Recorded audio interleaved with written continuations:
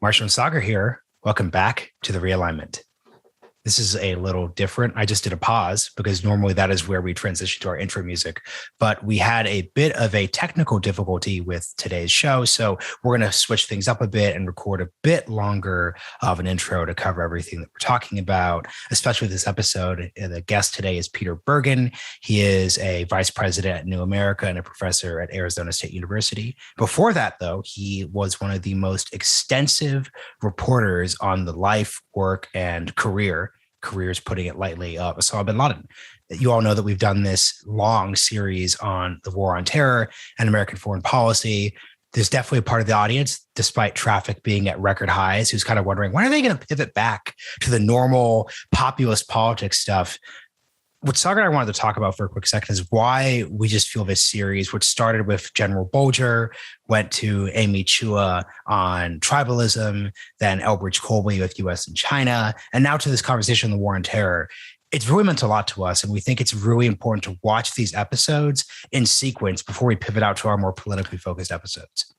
Yeah, I mean, in my opinion, everything is downstream of what happened with 9/11 and the war on terror. It shaped everything from our response to the financial crisis, the fraying of institutional trust. I mean, the way that we conduct ourselves abroad. I think it might be hard for our younger listeners to actually really understand what it was like before 9/11. I'm just old enough to kind of remember the vibe of the 1990s, of the optimism of especially before the dot-com bubble, the information superhighway, just the sheer level of anything is possible in the post-Cold War age, and then seeing it all just come crashing down. For those of you who are born in it, I understand 100% where your cynicism and your skepticism and everything comes from. But living through that was a foremost formative experience of my entire life. And it really does shape how I view everything. So I just want to underscore that that's why we covered it so much, because it's just so important, I think, to both of us, really. What I loved about this entire series is that it really pushed us with the audience more than we have before, as in a lot of arguments, a lot of people who said, wait, I thought you guys were anti-war. So why are you talking about the US and China? Isn't that just more imperialism? Wait, you don't think that the war started because of literal corruption? That doesn't really make any sense. So there's just all these little bits that we could push back around and rethink. And that was just the really important part here, because the best thing we could do here is I'm definitely not going to convince anyone here to hold the exact position that I have. But the number one lesson I've taken from this entire debate going back to 2001 is that ideas really matter. And the people in power, especially during that early George W. Bush administration, had really bad ideas. So if there's something we could really say to people as they look back and listen to Bolger and Amy Chua, Elbridge Colby, and then this episode of Peter Bergen in terms of actual Osama bin Laden's ideology and how he's actually approaching it, which is, how do you actually think about these things? Not the slogans, not the really obvious point, but when you're looking at a situation in Taiwan where we have hypothetical commitments, what idea do you hold about how that should be handled? And coming to a good conclusion with yourself. Hopefully we could be a space where, whether you agree or disagree with us, you could find a bit here. But last but not least, Sagar, I'd love for you to give a quick take on why Peter Bergen's important and why you particularly enjoyed this conversation. Yeah, look, Peter Bergen, I grew up watching this guy on CNN. I always remember him. He was one of the first Western journalists to ever interview Osama bin Laden back in 1996. He's always kind of had his finger on the pulse. What he does a very good job of in his book, Manhunt, is telling us who the hell bin Laden actually is. Bin Laden became this like mythologized figure, especially 2003, 2004. Bush administration wanted us all to believe that he wanted WMDs, as Peter points out in his book. Not really true. Also, though, his critiques of America were idiosyncratic. Some of them were even picked up by the New Left. And the truth is that he was just like a crazy, psycho, rich Islamic fundamentalist. And there's just not much more than that. And that's actually important. Who was Osama bin Laden? That's kind of what we learned from this. A lot was projected onto him. Probably one of the most consequential figures in world history, especially of, there's no question you cannot tell the history of the 21st century without the name Osama bin Laden. And yet We don't really know that much about him in our public mythos. And that's what this was about to me. And my last main takeaway, because this was coming from Peter's book, The Rise and Fall of Osama bin Laden, which came out in August. The thing that really blew my mind is Peter's basic thesis here is that the US and bin Laden both did not understand each other. Yeah. And this is going to seem really counterintuitive. And I'm not meaning to suggest anything about what this means going forward, but funnily enough, it wasn't true that Osama bin Laden thought that by striking the US, he would bring us into these terrible forever wars. Apparently, when it looking at the documentation, his actual thoughts, he thought that attacking us on September 11th was actually going to cause the US to pull further out of the Middle East.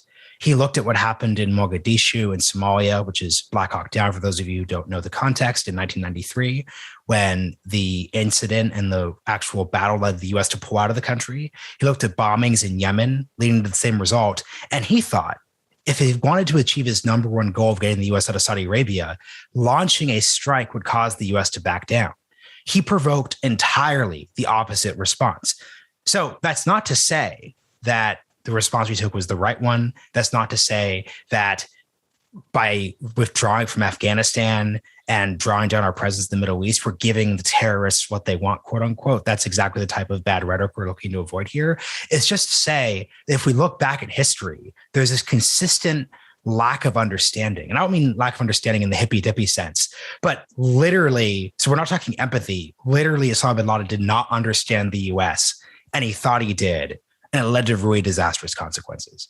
Yeah, that's the same takeaway for me. That's a perfect place to take it in. Quick thing for the YouTubers, because this is a little different.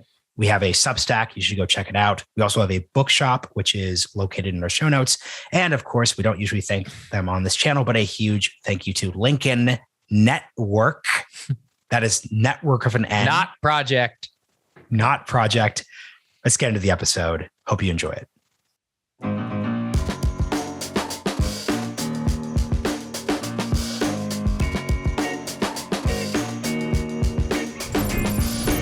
Peter Bergen, welcome to the Realignment. Thank you. Good to see you.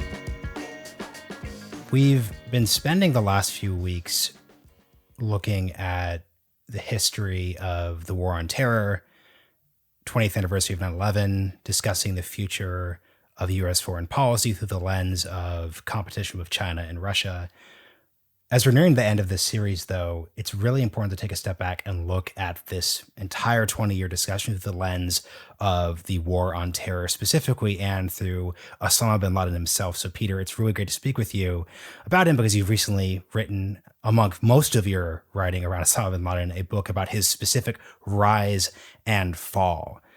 And the place where I want to start, because this is really fascinating when you're looking at a story that we've been hearing about for 20 years, but there's so much that gets mixed in there.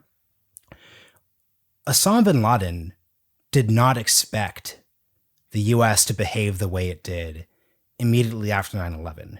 And the reason why I'm bringing that up, and you write this in the book, is that after the fact, he had his argument that, oh, my desire was to entrench the U.S. in these forever wars, to drag them into the Middle East, this, and that. That actually wasn't what he was seeking to do. So let's start there. As he was looking at the world of September 10th, looking at what happened in Mogadishu in the 1990s, Yemen, maybe Lebanon in the 1980s, what was his specific objective? Yeah, well, I mean, I'm glad that you've asked that question because I think it's a common misapprehension and sort of buying into bin Laden's post facto argument that this is all a clever plan to drag us into the Middle East. Of course, that did happen. But that was not his intent. His real intent was to push the United States out of the Middle East. And you mentioned Mogadishu, 1993. After 18 American servicemen were killed, the Clinton administration pulled out of Somalia. The United States doesn't really have any interest in Somalia that are particularly pressing. Similarly, the Reagan administration pulled out of Lebanon after the Marine barracks attack in 1983.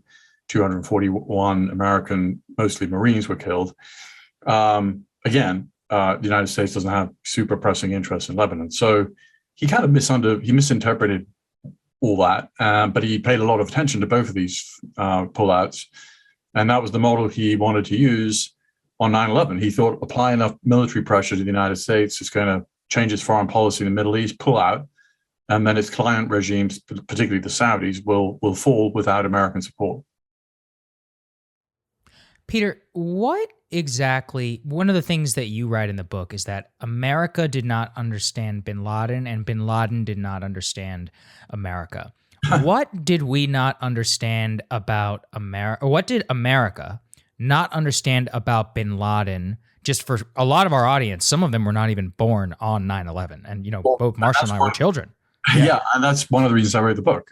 There were two big reasons. I teach at Arizona State, and the undergrads I teach were either not alive on 9/11 or, they were very small kids or babies, really. And one of the bright students asked me, what's the difference between Al-Qaeda and the Taliban? And I thought, that's interesting. And then the Trump administration released the 470,000 files that were found in the Abbottabad, Pakistan compound where he was hiding.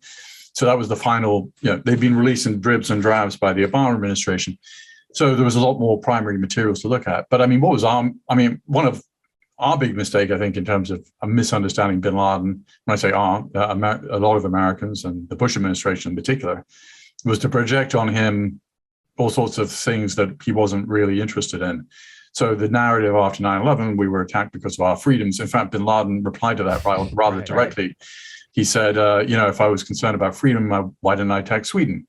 Which is interesting because his family, we know that 23 of the bin Laden siblings all went on holiday in Sweden. So, and Osama bin Laden may have been one of those kids or not. But the point is they had some real experience of what it was like to be in Sweden in the early 70s. And they're all like, there's a famous photograph, they're all wearing bell bottoms, they've all got uncovered hair, and they all look like, they've all got the latest hippie kind of kit. So that the idea that it was about our freedoms, we met with him in 97 for CNN. He didn't mention anything about, Hollywood, tolerance, or, any kind of, he didn't have a cultural critique or of the United States. It was really a foreign policy critique. So I think the big first misunderstanding was trying to paint him as something that he wasn't. I'm not suggesting that makes him better. I'm just saying that let's at least understand his motivations. The part here, which I think is relevant for setting the tone for listeners, is can you speak to the substance of Osama bin Laden's critique of the 1990s? Because something you get at the book, and you've already hinted at, is that he is a person who is very media savvy and is very good at identifying topics or points to hit when he's projecting. So, for example, he'll mention climate change. I highly doubt Osama bin Laden actually woke up concerned about climate change in comparison to his broad actual concern, from my interpretation, which was a U.S. presence in Saudi Arabia and the broader Middle East. So what was he actually saying? Because there's been these incidents on Twitter. I don't need you to specifically comment on the professors or their comments, where people will say things like Osama bin Laden was making this critique of 1990s hypercapitalism and all of these big, broad things. But just reading your book, it seems like this is a person who had one fundamental critique of a U.S. presence that in many ways was in opposition to his own interests in terms of wanting to serve as the protector of the faith in Saudi Arabia. What was his actual, beyond the bluster, beyond the rhetoric, what did he actually believe? Well, one of the things about bin Laden, and I try and lay it out in the book, is he was a religious zealot from an early age. And, his father died when he was 10 in a plane crash. His parents divorced when he was 2. I don't do too much armchair psychologizing about it because I let the reader decide for himself or herself kind of what that all amounted to. But by his own account to his family, he turned to religion after his father's death, even though he barely knew his father. And he became a very hyper-religious teenager. So on when the Prophet Muhammad died, on his deathbed, he said, "Let there be no two religions in Saudi Arabia." There are no churches in Saudi Arabia. There are no synagogues, practicing any kind of religion other than Islam is sort of essentially, it's. Well, I think it's almost a crime. So when bin Laden saw these, hundreds of thousands of American troops go in after Saddam Hussein invaded Kuwait, and then after Saddam Hussein was expelled from Kuwait, many of those troops stayed, or a good number, and he saw that as sort of a permanent occupation by an infidel quote unquote force. That really was his motivation. It comes out of his religious beliefs. Hypercapitalism, it was not something that Bin Laden, he never really talked about it in any meaningful way. He had this kind of religious-based objection to American foreign policy in the Arabian Peninsula. Yeah, it's interesting whenever I was also reading the book and getting back to what we spoke about earlier about what we didn't understand about Bin Laden. I'm curious, 20 years later, Bin Laden's now been dead almost 10 years. Do we still have and make some of the same mistakes? So, for example, you read in the book that Bin Laden did not actually favor weapons of mass destruction. He thought that it would damage Al-Qaeda's brand. Bin Laden, and that isn't to say that there weren't some extremely limited instances in which they thought about it in the 1990s, but by and large, he was not considering even trying to pursue or use what the Bush administration invaded Iraq for back in 2003. Same thing whenever it came to the freedoms.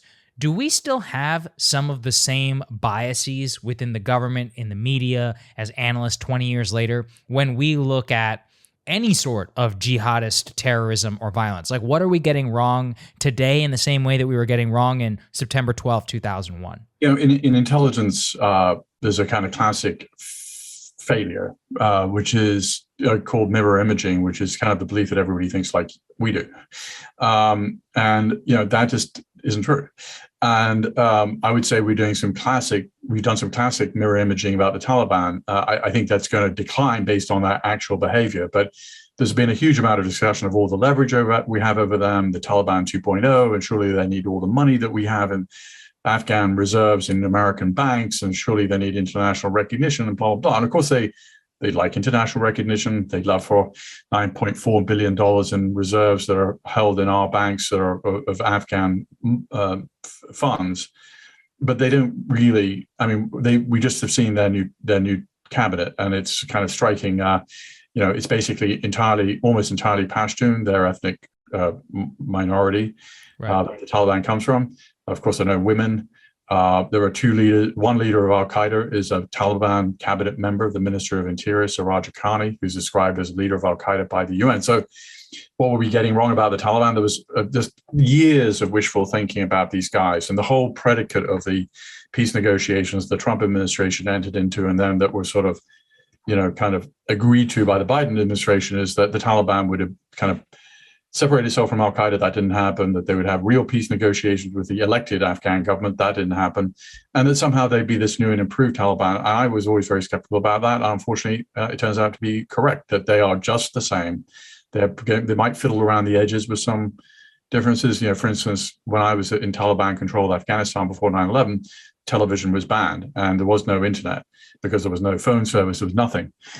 The Taliban are going to allow television for their propaganda purposes. There is some independent media that's still continuing, and they may tolerate some of that, particularly if it's Western. But their main social project, when it comes to women, to girls, to the way that society should be arranged, I think all that's going to be very similar. I'm really interested to go back for a second in the discussion around Osama bin Laden believing that attacking the U.S. would elicit further withdrawal. Because as we're thinking of the lessons of history there, it's kind of counterintuitive. So I don't want to play hypotheticals too much with you. So I'm asking this more from an analytical perspective. If Osama bin Laden had believed that the U.S. would further engage in the Middle East, would actually bite back after getting struck, you could compare this to the Japanese in 1941 of Pearl Harbor making the same type of mistake. If he had known that he would elicit a more aggressive response beyond just a cruise missile, beyond just a temporary paying off of tribal forces in the north to attack him, would he have still gone along with the plan? It's a great what if, and I just don't know. But he made the mistake. It's a common mistake of believing his own kind of propaganda in a sense. And he really believed that the United States was weak, just like the former Soviet Union was weak. And he believed that he played a key role in defeating the Soviets. That was certainly a delusional exaggeration, but nonetheless, he did fight them personally quite bravely. But his group had no impact on the course of the war, really. But he really believed that the United States was weak. You meant, and I think you rightly mentioned. I think the Japanese had the same analysis as the United States in 1941, and they kind of confuse the fact that we have this sort of raucous democracy, which has obviously got even more raucous of late. They kind of confuse that with weakness. And in some ways, obviously, where we are today does make us weaker. But the point is if we get attacked by an outsider, there's a tremendous rally around the flag effect. President George W. Bush's approval ratings were 90% a week after 9/11. It's the highest, I think, rating since Gallup started rating presidents, beginning with FDR. So he just completely misunderstood us, and it's not surprising because one thing I know really have determined for a fact in the book is that he visited Oxford for summer school when he was 14 for 2.5 months. That was his biggest exposure to the West. He really didn't like it. He told his family, many years later, that he found the British morally degenerate, and that when he was asked to go back, he said, "I don't want to go back." So that was his full extent of exposure to the West. He also appears to have made a 2-week trip to the United States in 1979 when one of his sons needed medical treatment. So he was basing his whole analysis on a really very limited exposure to the West. He really didn't understand the West, and it did not play out. I wrote a piece for CNN just in the last couple of days, or just before September 11th, and it was headlined, Bin Laden changed history, just not in the way he expected. He certainly is one of the few people that you can point to who changed history. I mean, he didn't change history on the scale of Napoleon or Hitler, but he certainly changed American foreign policy for the first 2 decades of the 21st century. And by extension, and also there were all these unexpected changes in the Middle East. Without 9/11, you can't really have an Iraq war because there wouldn't have been the political kind of excitement around this issue. No matter all we all know what the Bush administration either got wrong or lied about, and but without 9/11, it would have been politically impossible to send a 150,000 army into Iraq to overthrow Saddam. So there were all these unexpected consequences that Bin Laden didn't know were going to happen. But 9/11, I mean, if you just look at the Middle East, the sectarianism in the Middle East was greatly increased by the Iraq War. And, one of the big changes, gentlemen, since I've been looking at this since 9/11, and I don't really get into this in the book, but I mean, what is the biggest single change in the Middle East since 9/11 is sectarianism. Bin Laden himself was pretty careful, to his mother, it turns out, is Alawite, which is a form of Shiism, which is a heretical form of Shiism. And for Orthodox Sunnis, Shiism itself is, kind of not orthodox. But so Bin Laden was not interested in fomenting a sectarian war in the Middle East. Now we have that in places like Iraq and Syria and Yemen. And that's really a new defining feature, I think, of the kind of current situation. I want to drill down on the weakness part, because to sum up the story that I interpret you telling here, you had Osama bin Laden in the 1990s look at the fact that the Soviet Union was bled dry in Afghanistan, their version of the Vietnam War. They instantly go on to collapse for complicated reasons, but related and important reasons, and especially at a narrative level. The U.S. pulls out of Lebanon, they pull out of Yemen, pull out of Mogadishu. The weakness argument let the story he was telling was of credibility. How do you think a budding Osama bin Laden in the year 2021, someone we've never heard of, or maybe someone we've heard of, how would they look at the U.S. and even broader Western NATO response through that lens? Because the lens could be, hey, the U.S. made these huge strategic errors. Iraq was not just a terrible idea, but a huge unforced error. Afghan pullout doesn't go in any way that's laudatory, in my opinion. But it's hard to look at this picture and think the U.S. is weak. It's hard to look at this picture and say, hey, the U.S. isn't willing to spend blood and treasure to enforce its vision of the world. So I just was curious how you would update the weakness analysis framework to this period. Again, another very good question. I mean, you use the phrase unforced error for Iraq, and certainly that's a really big unforced error. And it kind of, as I say in the book, the Iraq War saved Al-Qaeda. Yeah. And then produce another iteration, which is ISIS. Now, I think another unforced error is what President Biden did in Afghanistan. And clearly, no one's no one who's looking at this with any kind of common sense isn't aware of the fact the United States remains a superpower, capable of projecting power all over the world in ways that the Chinese still can't do. But that said, I mean, it's sort of like there's just no way to dress up what happened on our pullout from Afghanistan as some. I mean, I've been listening to President Biden and Secretary Blinken and their defenses, and I just don't. They're not that convincing to me. I mean, I think they've presented that we either had to pull out entirely, or we had to do nation building and something akin to the invasion of Normandy. Now, I'm exaggerating slightly, but I think President Obama faced the same decision, and he wanted to go to zero in Afghanistan. He left 8,400 troops there.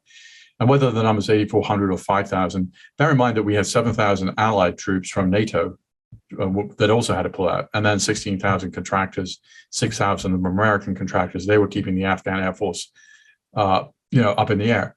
That's as soon as the whole thing collapsed, sort of from a psychological point of view, when we announced our pullout. And wars are about the contest of will. So, what will people take away from that? I mean, it's a paradox. We are a superpower, but we're also kind of reluctant to sometimes follow through. I think it's partly because I see all the books on your bookshelf behind you. You got plenty, yeah. But I can see some of the titles, and we were founded. The United States was founded as an anti-empire project, and so we're kind of uncomfortable with anything that feels sort of quasi-empire-like, even if we're doing that at the invitation of the host country, as we were in Afghanistan, by a duly elected government. And I think that we don't really learn the languages. We sort of always say we'll be here very temporarily. Each administration has different policies. There's no long-term commitment. So that's all a very long way of saying, on the one hand, we clearly have the ability to project power. On the other hand, we've made this unforced error. And I think that President Kamala Harris or President Marco Rubio or President Joe Biden will have to reverse this, because there's a series of things that could change the political calculus here. Americans get killed in Afghanistan, a terrorist attack against American interests in the region, the Taliban engage in ethnic cleansing, which they did when they were in power. Lots of things could sort of trigger a change in policy. So I don't think the Taliban are going to be there forever, because they're going to do something stupid. They're either going to go ahead. No, well, see, this is the interesting. I mean, I'll be honest, I was an open supporter of the Biden policy, of the Trump policy too. And I just look at the current, look, you've been at this a lot longer than me. I literally grew up watching you on TV. So that being said, what I see is the Taliban in its current form, I agree with you, ideologically is not different.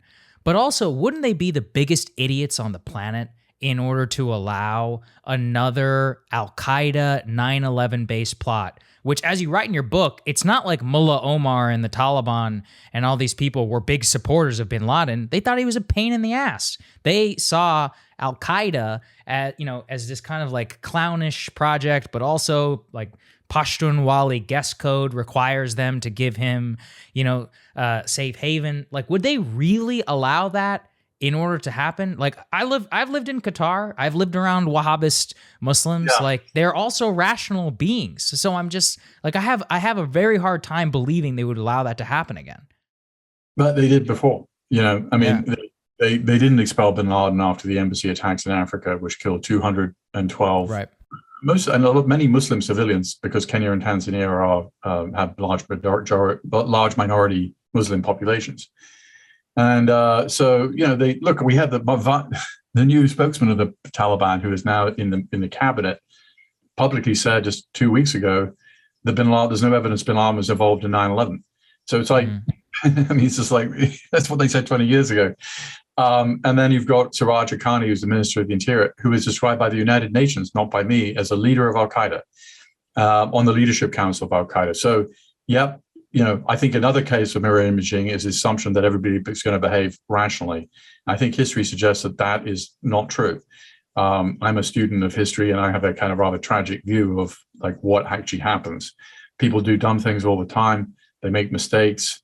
They do things that are not rational. and that's actually human beings. I mean, that's a good description of us Sure. as a. So yeah, from a sort of rational actor thing for perspective, they would be mad to let Al-Qaeda regroup and carry out some attack. No, I mean, they're not capable of doing a 9/11 attack on the United States because our defenses are so much better. But are they capable of kind of attacking an American, let's say an American embassy in the region or something like that? Yes. Hotel or something like that. Yeah, the hotel. Yeah. Yeah.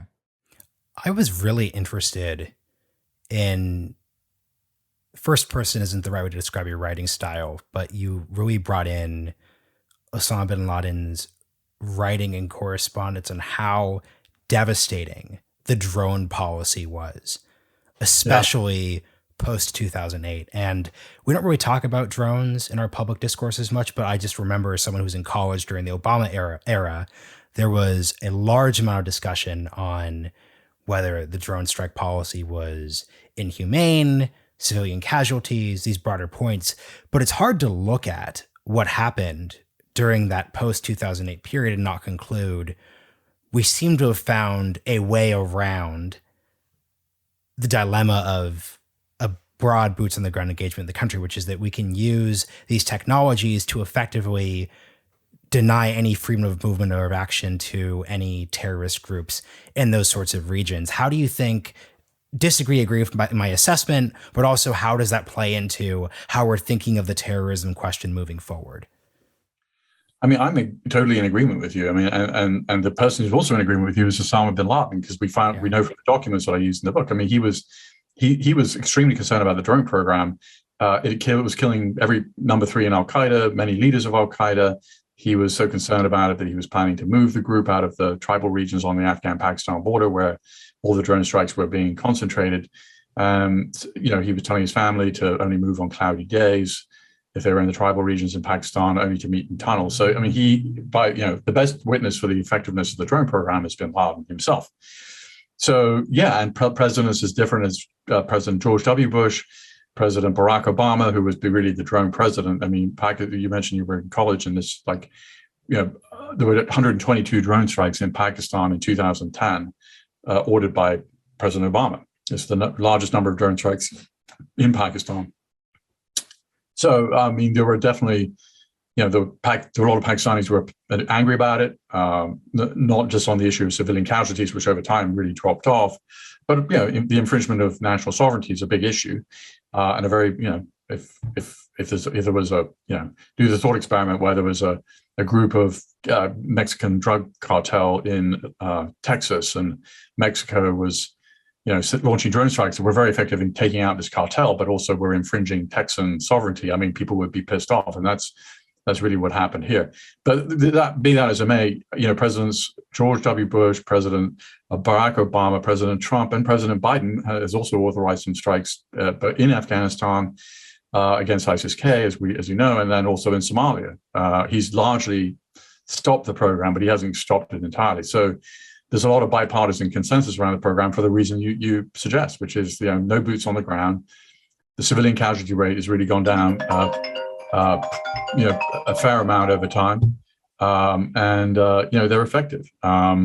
It's not like a magic bullet, but it's pretty effective. Yeah, I mean, it is something that people have to grapple with, which is I was reading your book and I was like, wow, he was scared as hell as the drone program. So, I mean, there's a lot to be said in the discourse of oh, well, it inspires more terrorists, maybe. But I mean, bin Laden himself is somebody who's straight up this is really bad and is destroying the Al-Qaeda network. So I'm primary source. Yeah. I'm curious, one thing, as it's kind of hilarious, is that bin Laden becomes increasingly relevant to his own story as you go on in the book. So 9/11 actually is the apex of his power in terms of his ability to operate in Afghanistan. Then he has to go into hiding. Then he becomes so terrified of getting arrested, he cuts himself off from the entire Al-Qaeda network except outside of letters. He becomes this a micromanaging boss who's specifically telling people what to say and not say in Yemen and Iraq. Increasingly, Zarqawi, who is the leader of Al-Qaeda in Iraq, doesn't really care what he has to say and basically takes jihad to a whole new level and ignites this sectarian warfare. And the funniest part to me was how he created these like Potemkin village sessions where he was like this all important sheikh as his family interviewed him near the end of his life, where they're like collectively writing this biography. You could just kind of see his narcissism. But I'm curious, like, when you look at that, Bin Laden, as he increasingly becomes less relevant to the overall, jihad and more, how is it seen today? Like, as in today, how do people who are terrorists, how do they look at Bin Laden? Do they even remember him? As in, like, did he do this and was he the father of the whole movement, or was he just merely a participant? Yeah, it's an interesting question. I mean, you look at polling data. Bin Laden had very high favorability ratings, relatively speaking, around the Muslim world shortly after 9/11. But those sort of dissipated over time, and they correlate with lack of support for suicide attacks, because so many of these attacks were killing Muslim civilians. So right. I think, and Bin Laden, I think he sort of faded from history to, sort of relevance. I mean, his big idea, the United States is behind all the problems in the Muslim world. I think that idea still exists. And ISIS, even though it's in a split with Al-Qaeda right now, which is partly about personalities as much as principles, they continue to see Bin Laden as an inspirational figure. So I think in the jihadist movement, he's still like number one. People sometimes say, is there somebody that could replace him? You mentioned, like, if there was a young Bin Laden today, but I don't see that person, Ayman al-Zawahiri. We just heard from on the 20th anniversary of 9/11. He may be ill. He's certainly out of it. He certainly hasn't led the organization. He hasn't reformed it in any meaningful way. But now it does have a new platform in Afghanistan, and United Nations talks about thousands of foreign fighters from Central Asia and Pakistan flooding in. This is before the Taliban completely took over the country. Every jihadist group is going to find a sympathetic base there. Al-Qaeda means the base in Arabic. They've got a new one in Afghanistan. We've seen the movie play out before. It's probably going to play out in very similar ways, where some people in the West will get inspired by the new emirate, will carry out attacks in the name of the emirate. Some people, let's say from Europe, will manage to get to Afghanistan, get training, come back. We in the United States are somewhat, we're protected by two oceans. And to some degree also by the American dream, which has kind of worked pretty well for American Muslims. And therefore they're much better integrated into American society than is the case in, say, France, or, second generation French Muslims are, discriminated against, and, they don't, their incomes are much lower and they're living in effectively ghettos. And, that's a whole different story. But the point is that we've been here before, and we were here before 9/11.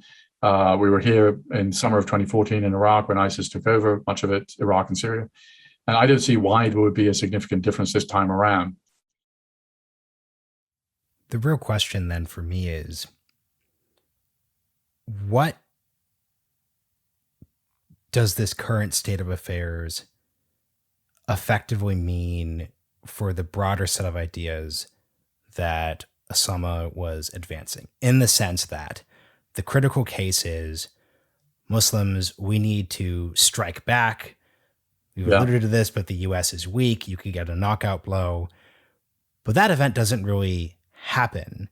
So I'm curious, how do you think let's keep referencing this hypothetical future Osama bin Laden, how would they look at the past 20 years and think about the intellectual side? Because the key thing, and this is why I really enjoy the book, I'd say the first fourth, it's really centered around these ideas that he had. He really did conceive of himself not merely as a tactician, but he had a framework, he had an approach.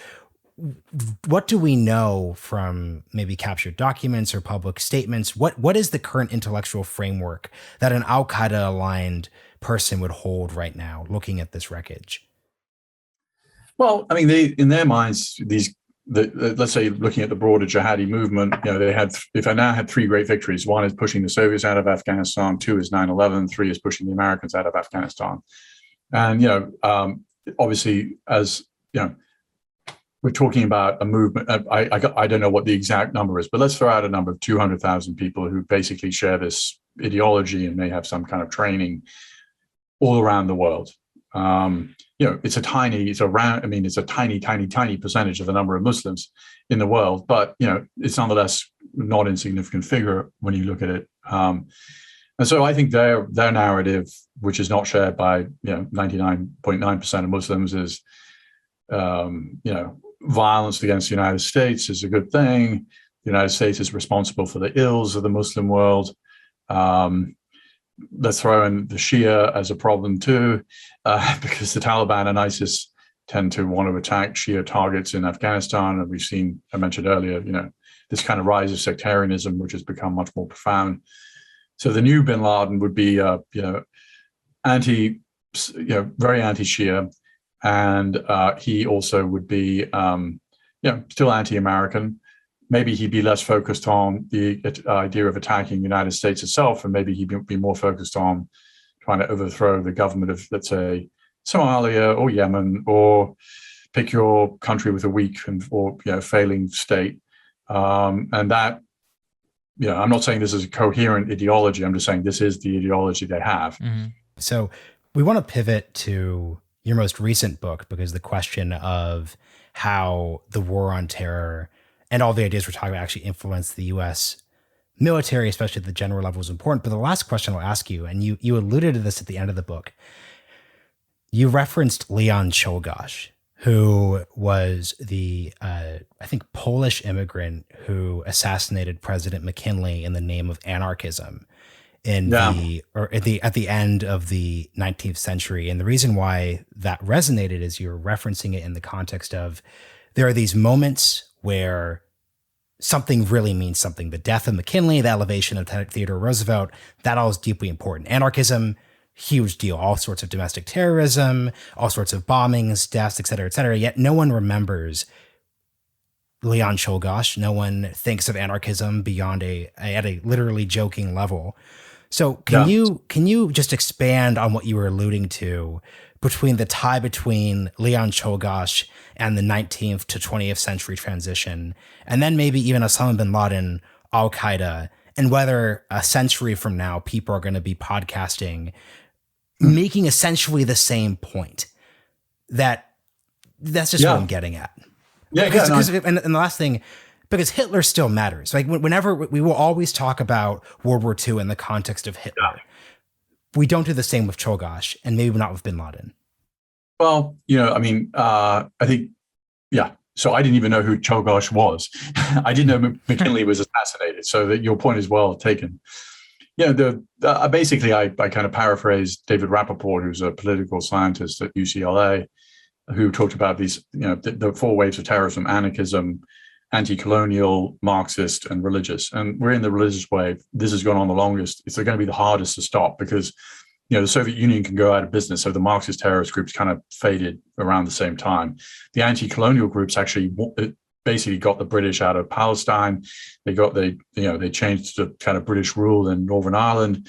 They got the French out of Algeria. So those groups kind of like succeeded. So they also faded away because of success. And terrorist groups don't usually succeed. Now, these groups, these religious groups, I think are going to be much harder to extirpate or manage or whatever. I mean, extirpate is too strong a word because there's always going to be people with these ideas.